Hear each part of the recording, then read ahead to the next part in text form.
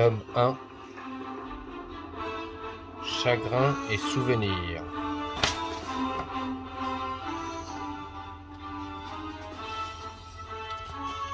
Une histoire pour type.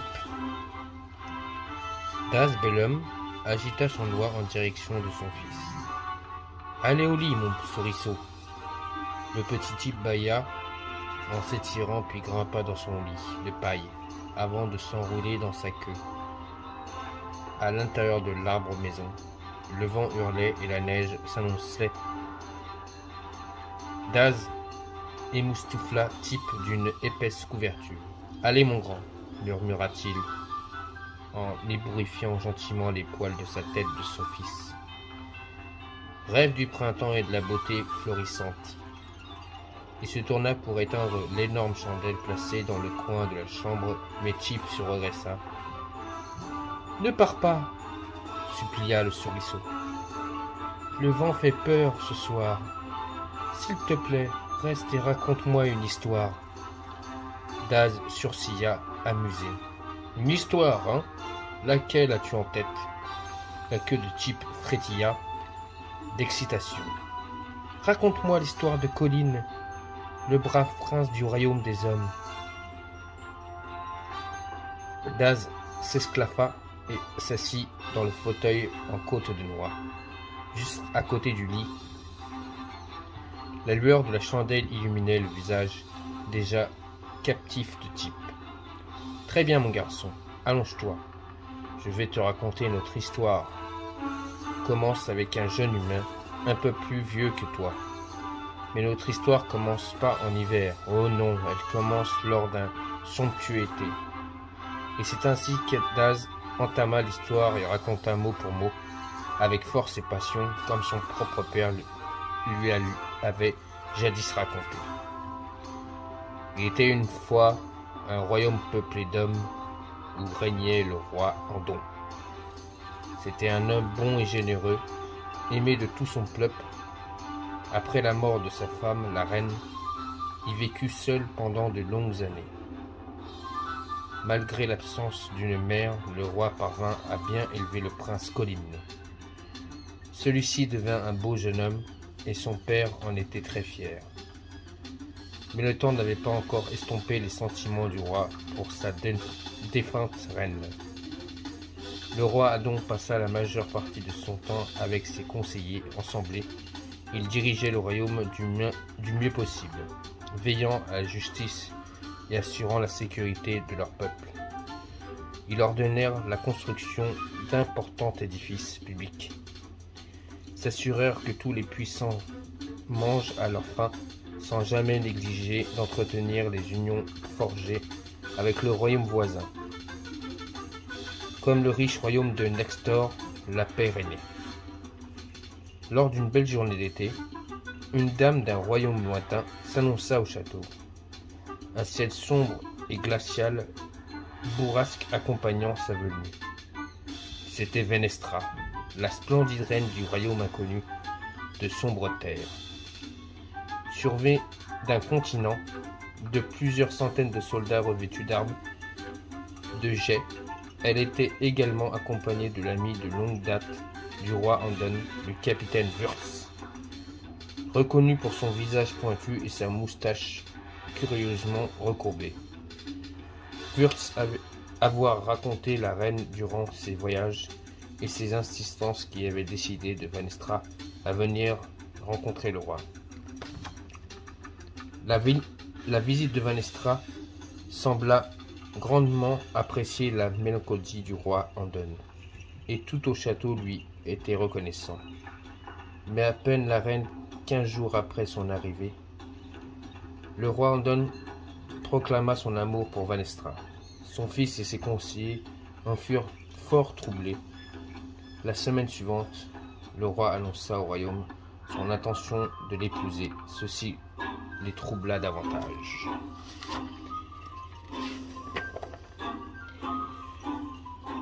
De nombreux jours survinrent l'annonce du mariage et le roi Andon tomba rapidement malade. Au départ, il n'était affligé que de fatigue et d'une toux rapieuse, mais rapidement il perdit ses couleurs et devient incapable de quitter son lit. Tilda, la guérisseuse du château, usa de tout son savoir, mais aucun remède, aucune décoration ne put soulager le roi, résigné. Elle ne cessait de penser. Tout ceci est bien étrange. Plus son état se détériorait, et plus le roi peinait à diriger son royaume depuis sa chambre.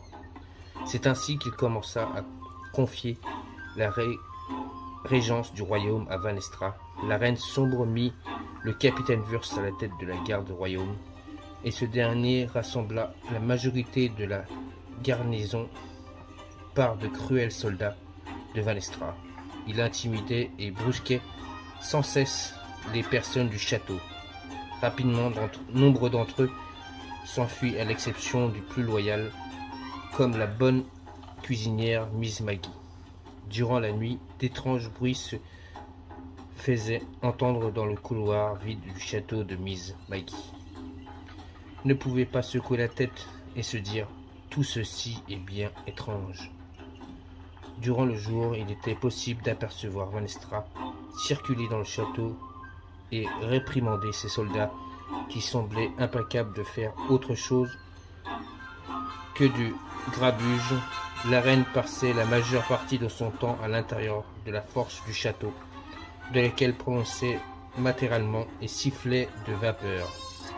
En ce moment, le mystique château Maginot ne frottait la barbe en pensant « Tout ceci est bien étrange ». C'est à ce moment-là que le prince Colin décida de invoquer secrètement les conseillers les plus proches du roi dans le laboratoire de Maginot. L'imposant bricoleur Nez Berlioz, recommence exclu de la forge, et il avait travaillé durant de nombreuses années, était présent. Tilda, la guérisseuse, ainsi que Maginot lui-même étaient également là. Ce dernier était d'ailleurs au service de la famille de Colin depuis plusieurs générations. Tous ensemble, les quatre élaboraient un plan pour rénover Van Estra et ses sbires vers les territoires terres d'où elle était venue. Malheureusement, il manquait de temps. Le capitaine Wurst, assisté de nombreux gardes, se dressait dans l'embuscade. Les quatre compères furent immédiatement arrêtés pour complot contre le roi. Un sourire cruel orna les lèvres du capitaine Wurst lorsqu'il jeta dans le donjon du château avec les pires crapules du royaume. Une fois livrés à eux-mêmes, seul Maginot ne semblait pas découragé. Il joignit ses doigts de manière étrange, emplit son corps d'air et souffla dans ses mains, produisant un sifflement aigu. Quelques minutes plus tard, Mip, le familier de Maginot, répondit à l'appel. Sans se faire voir, le minuscule dragon Ruby était arrivé, volant au-dessus des gardes avant de se fusiller au travers des barreaux pour enfin se poser au creux de la main de Maginot. Dans sa mâchoire se trouvait un unique cheveu d'un noir de jet. Maginot caresse la tête du Mip et brandit le cheveu en fer pour que tout puisse le voir. Voici l'un des cheveux de Van Estra, dit-il. Il s'agit clairement d'une créature magique de grande puissance. Une seule de ces cheveux nous permettra de nous transformer et nous évacuer. Toutefois, il nous faudra choisir nos transformations avec sagesse, car il n'y aura plus aucun moyen pour nous de reprendre notre forme humaine. Colin et ses compagnons s'observaient en silence, bien tristes à l'idée de ne plus jamais être humains. « Des souris !» dit une voix provenant de l'ombre. Il s'agissait de Fish, un voleur nocturne. Il avait dépouillé de leurs biens les bonnes gens du royaume pendant longtemps, jusqu'au moment où les gardes du roi Andon arrivaient enfin à le capturer. Il partageait désormais la cellule. « D'ici on peut s'évader par des égouts, continua-t-il, en pointant une petite grille située sur une dalle de la pièce voisine. « On ne t'a pas parlé, malandrin !» grogna Nez. Dans un soudain retentit un bruit dans la salle des gardes. « Il n'est pas le temps de se quereller !» s'exclama Maginot. agitant sa main libre au-dessus des cheveux de Vanestra. Il murmure des paroles si anciennes que même le temps les avait oubliées. Telles des gouttes d'eau, des graines de lumière bleutée s'éclairèrent du cheveu, tourbillonnant jusqu'au sol. Très vite, les bourrasques invisibles généraient un interne vortex brillant d'une force surnaturelle qui disparut brusquement dans une vive exploration. La cellule où se trouvaient les 5 prisonniers grondait maintenant de 5 minuscules souris. Misère, chuchota Naise. Bienvenue dans la campagne de Mass & Mystic. Je viens de vous lire le prologue. Bientôt on passera au début de la campagne. Premier chapitre. En fuite vers Abois-Boubourg. Le prince Colline et ses compagnons étaient abasourdis par leur nouvelle forme réduite. Les murs autrefois familiers du château se dressaient maintenant par-delà leur regard, comme s'ils retrouvaient dans la demeure d'un géant. Maginos les sortit de leur rêverie. « Nous devons y aller maintenant !» pressa-t-il. Le groupe se précipita au travers des barreaux de la cellule. Leurs pattes de velours ne laissaient entendre aucun bruit. Ils passèrent sous la chaise d'une grande smoulant avant d'atteindre un grand sac qui reposait contre le mur. Le capitaine Wurst y avait mis leurs armes et autres objets que lui et ses hommes avaient confisqués lors de leur arrestation. « Récupérez vos biens, chuchota Maginos, tandis qu'il ouvrait le sac avec Tilda. Vous devrez proclamer votre procession à haute voix, sans oublier d'être discret. » Le prince Colline bondit dans le sac et retrouva rapidement son épée, qu'il était désormais beaucoup trop grand pour qu'il puisse la manier. « Cette lame est mienne, chuchota-t-il. L'épée rapétissa instantanément, permettant à ses pattes désormais minuscules de la manier. Rapidement, Colline, Tilda, Naise et Maginos répirent progression de leurs armes et de leur équipement. Lorsqu'ils emménagèrent du sac, ils découvrirent un Finch souriant qui tenait une dague avec sa queue. « Où as-tu pris cela, gredin ?» demanda Naise. Fitch pointa son pouce, le grand derrière lui toujours endormi. Fitch ajouta: « Elle ne lui manquera pas, à moins que tu ne veuilles grimper pour lui redonner. »« Impossible, » dit Maginos. « L'enchantement est terminé, et que nous avons en notre possession changé à façon permanente. Tout comme nous. » Soudain, un cri strident provenant de leur ancienne cellule retentit, et ce qui éveilla le gardien en sursaut.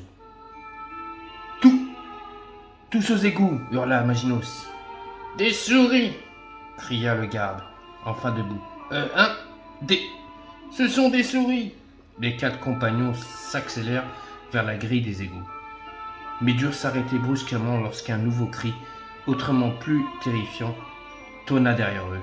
En se retournant, ils virent, terrifiés, les gardes rétrécir tous en changeant de forme. Leurs vêtements s'adaptaient à leur corps, maintenant vêtus.